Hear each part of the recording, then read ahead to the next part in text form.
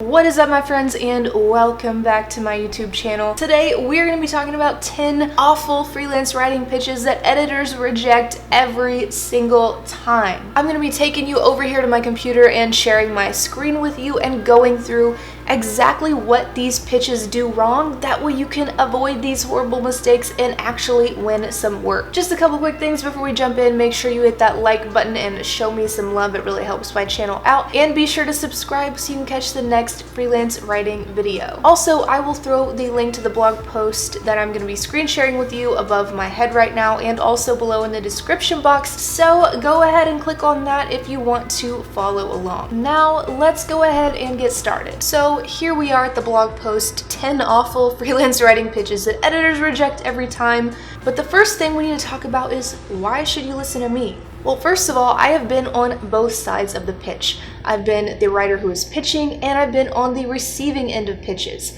After changing my pitch and after learning and growing and understanding sales, I was able to get my pitch really on point, and my pitching has landed me tens of thousands of dollars in client work directly. I even teach cold emailing and pitching to freelance writers now. Have a best-selling course on it called Killer Cold Emailing, which I'll link above, shameless self-promo, and I'll also put it in the description box. So I know my shit when it comes to pitching. And as far as being on the receiving end of pitches, let me tell you, most pitches aren't just bad, they're fucking terrible. And I'm not saying that to be mean or harsh or whatever. It's actually a good thing for you, because if your pitch just kinda doesn't suck, it's gonna stand out. And if it is an awesome pitch, you can feel really confident that you're going to get a response, if not hired. Now, let's go ahead and get started. We'll talk about the first awful mistake that a lot of writers make with their pitches and how you can avoid it. Number one is the great wall of text, mostly full of shit that your clients don't care about, like, I have a degree from this fancy university. I truly love writing. I'm creative. I create compelling creative content. All of this, the vast majority of the time, is just bullshit that clients don't care about and a waste of space in your pitches. And like I've said here, writing creative, error-free content is not a selling point. It is the bare minimum expectation. You've got to do a better job of selling yourself than saying stuff like this that just looks like a resume summary, these words we throw in our resumes that actually don't mean anything because anybody can say them. You've got to show, not just tell. You've got to show what you can do. And the way to do that is not by writing a giant wall of text. So next time you pitch, you got to ditch the great wall of text and break up your content. Maybe even have some bulleted lists in there if you want to share like 3 writing samples or 3 testimonials or social proof or whatever. Put that in there as bulleted lists. Think about the visual appeal. Think about how you can keep the reader's attention and keep them reading while only including the necessary information. Make sure everything in your email is there for one purpose: selling your services and proving your value. Seriously, keep it short. You don't need to tell your life story. Just include information that is relevant, and that's important. You should have a clear niche if you are pitching, so everything you're sharing should be relevant to the target client you're pitching in that niche. For example, if you're pitching a technology blog, a good thing to include would be your technology experience or the results you've driven for a technology company. Again, it all goes back to relevance. You want to establish your niche expertise in your cold emails and pitches. All right, moving right along to the next horrible mistake, the copied and pasted pitch, which is just painfully obvious, and the only thing this kind of pitch is good for is showing how many fucks you actually don't give. And it means you are not getting hired. If you say "to whom it may concern," you are not concerned enough. Like, put yourself in a editor's or a business person's position here. It's pretty annoying to get a templated email that they didn't even take the time to look up your name. Trust me, I would know. If you write a copied and pasted pitch, you're just gonna get a one-way ticket to that client's trash folder. Now, you can use a template, but it's so important to customize it every single time. And I hesitate to use the word template because you really don't want to be just copy, paste, send, copy, paste, send. You don't want to do that. but you can use kind of an outline or a general template that you paste, and then you go back in and maybe spend 10 or 15 minutes customizing that template. Very, very important. You definitely need to include the editor's name. You can include a specific compliment. You don't have to be a suck up, but maybe just mention something about them or their website that you noticed. That way they know that you actually took the time to look into them and their business. And a bit about how you can help them specifically. So why and how you can help them achieve results. Remember, when high-paying clients hire a writer, they're not paying for words and they're not paying for hours. They are paying for business results. You've got to communicate why you're the best fit to get them those results. On to number 3, which is the direction ignorer. In this blog post, I talked about how I posted a freelance writing job ad when I was looking for help, and I included instructions that said, email me a couple of writing samples.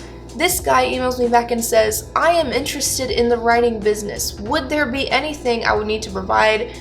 And just like I said here, I was like, well, yeah, you need to provide writing samples, just like I put in the very simple and easy to understand job ad. You're a writer, you know how to read. Use your reading skills to read the job ad. Do not be this guy, because if you ignore an editor's wishes, they're just gonna ditch your email. They're not gonna give you a second thought. It doesn't matter how qualified you are. And in some job ads, people actually put special requirements in the ad to weed out people who can't follow basic instructions. So look at this right here, how to apply. Use the subject line, I love content marketing, and include these samples. I can guarantee you every single writer who did not do those 2 specific things, their pitch got deleted. So read the entire job ad multiple times and follow the directions. You would be surprised how something this simple is actually great and can set you apart, because most people don't do it. Number 4 is the beggar. No matter how desperate you are for work, let me tell you, friend, you cannot resort to begging. You cannot say stuff like, please give me a chance to show you that I'm a good writer. That comes across as kind of needy and desperate. And trust me, I've been at the point in my business where I was needy and desperate for work right after I got fired from my full-time job. Hell yeah, I needed to get some work, but you cannot position yourself as needy and desperate in the client's mind. That is not going to get you high-paying work. Please give me a chance to show you. That already puts the client on a pedestal and puts you down here at their mercy, and you do not want that kind of relationship. You've got to position yourself as a confident writer who can deliver what the client needs. Number 5 is the wrong fit. This guy straight up said, you know what, I don't have any relevant writing samples to send you.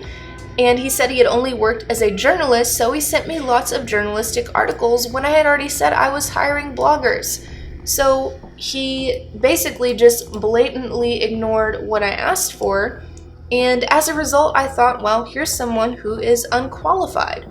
So the takeaway here is you've got to tailor your writing samples to every single job you apply for. Very, very important. If you want to get a gig writing marketing blog posts, those are the samples you send, not posts about travel or pets or other random stuff. You've got to keep it relevant. This actually starts at the foundation of your marketing strategy with picking a niche, because if you have a niche, your entire portfolio is going to be relevant because you're only going to be pitching clients in that niche. So make sure you pick a niche. If you need help picking a niche, setting up a website and portfolio, and pitching your way to a full-time income, I will link my cold emailing course above my head right now and also below down in the description box. Check that out. It's my best-selling course on exactly what I did to grow my freelance writing business to a full-time income. Moving right along, number 6 is the moneymaker pitch. This guy straight up said, you know what, I'm trying to make some money. And that is the reason I was supposed to want to hire him.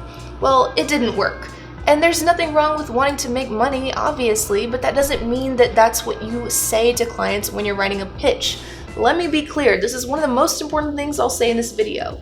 The pitch is not about you. It's about your target clients, why you're the best fit for them, and how you can help them. It's not about you, your life story, your creativity, your love of writing. You've got to write your pitches from a business perspective and make it about your clients. Do not ever say something like freelance writer looking for work as your subject line, because that is about you. Again, you've got to make it about your client and how this collaboration will benefit them. Number 7 is the gender bender.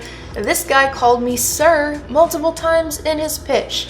And it's not that I was upset about that, you know, that little mix-up isn't what irritated me, like whatever. It's just the fact that he didn't do enough research on me to know who I am as a person. So he didn't even use my name, and he said "Dear Sir" on top of that, which showed me he knows absolutely nothing about me or my business. So make sure you don't say "Dear Sir" or "Dear Madam" or "To whom it may concern."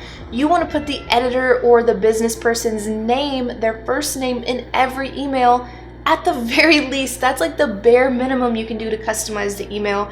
And then you want to, of course, customize and tailor it to that specific person from there. Number 8 is the uncertain one. No editor wants to see an uncertain pitch that says, "I think I might be able to write the content that you need."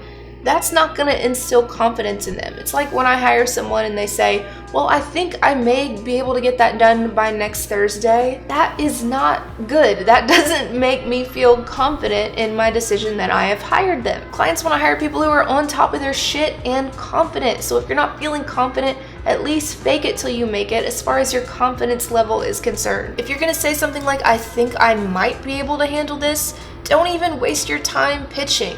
If you truly can't deliver what the client wants, you either learn how to deliver what they need before you pitch, or don't pitch at all. And look, I'm a big believer in learning as you go, learning over time. You don't need to know everything about everything before you start. But like I said, when it comes to confidence, yes, you gotta fake it until you make it.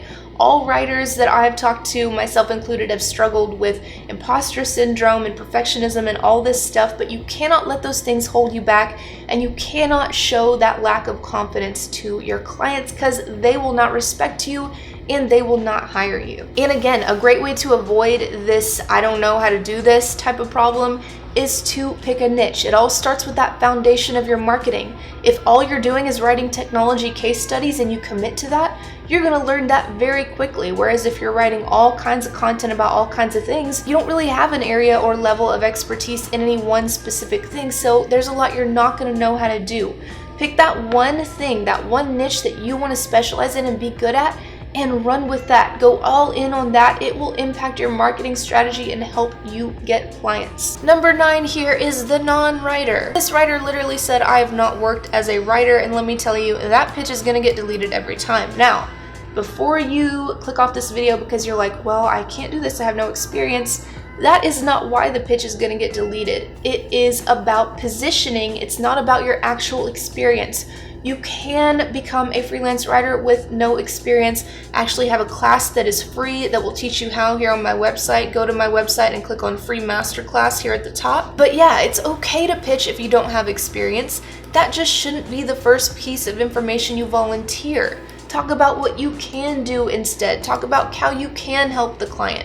Read over the job ad one more time and see if there's something you can mention that positions you as a good fit. So if you're trying to land a dental writing gig, maybe you mention on your website and in your pitches that you used to work at a receptionist at a dental office, only if that's actually true, of course, because it all goes back to your niche and your specialized knowledge and how you can position your expertise. If you're coming across as unconfident, then the client is going to not respect you, and that means they're not going to pay you well and probably not even going to hire you to begin with. So pick your niche and work on your confidence. Number 10 is the Jargonator. This guy's email was littered with barf-worthy, meaningless business jargon that just looked very pretentious, leverage, synergy, all that kind of shit that says a lot without actually really saying anything. Like this right here, our differentiating value-added strategy is transformational change. That just comes across as super pretentious. Not anyone that I'd want to have a conversation with, just saying. So don't say stuff like that. It's literally a waste of space in your pitches. Because writing a good pitch is kind of like writing a good resume. I mean, it's very, very different. Don't get me wrong. Like, you don't want to have an employer-employee relationship with the client. But as far as having these words like creative and results-driven, you've got to show that you're creative and results-driven with writing samples and proof. Instead of using jargon and meaningless adjectives like results-driven and creative to impress someone, actually show the results. Actually prove what you have done. So you could say, hey, I actually wrote a blog post that got shared 10,000 times. I increased my client sales by 57%, etc. The results you share are going to make the client trust you and feel a lot more confident in you than someone who just says, oh, I'm creative, I'm results driven, and a whole bunch of other meaningless stuff like that. And some of you may be thinking, well, I don't have experience, I don't have results to share.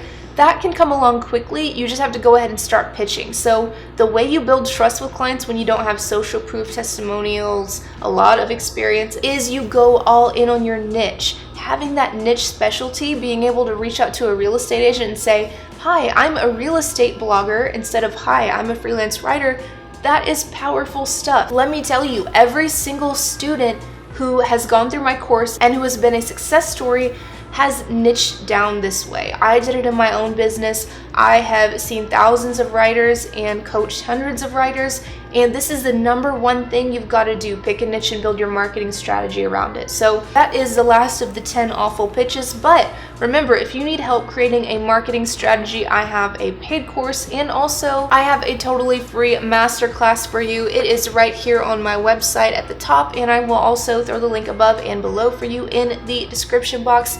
Definitely check that out. I'll show you the page where you can sign up right here. It'll tell you why a portfolio is not enough and what you've gotta have instead, non-negotiable. I'll teach you how you can stand out and get hired even over writers with way more experience, and the number one method for landing your first high-paying clients without shitty bidding sites and content mills and more. Based on my own experience to growing a full-time writing business to 5K a month in 4 months after getting fired from my terrible, horrible full-time job. So you can click here and sign up. Again, I'll have that link in the description box, so you can definitely go and check that out. And when you sign up, you get instant access to the class. That is all for this video, my friends. I hope you enjoyed it. If you did, please hit that like button and be sure to subscribe so you can catch the next video that I put out. And as always, thank you so much for watching. I will see you in the next one.